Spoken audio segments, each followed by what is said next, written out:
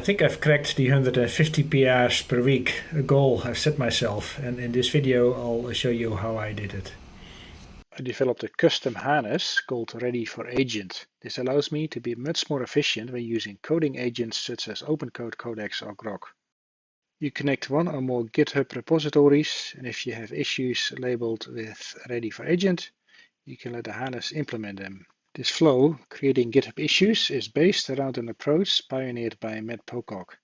In his approach, you first go through a grilling session where you and your agent come to a shared understanding on what to build. You then create a specification and one or more tickets to implement this.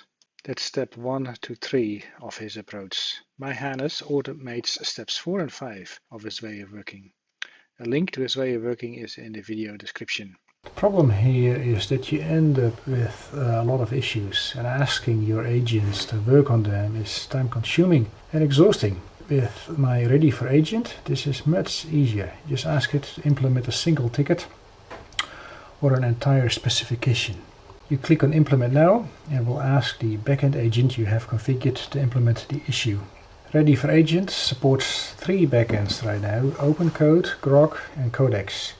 You can specify build, a review model and effort for each. You can configure this per repo if you want. Back to the Kanban board. The first phase is build and then verifying it would pass any pre-commit check. And there's a separate review phase, preferably done by another model.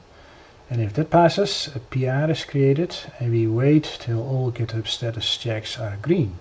If enabled, the issue will be auto-merged or sit there waiting for you, the human in the loop, to do the final pass. You can see that in the attention lane where I have a ticket I want to manually review before merging it.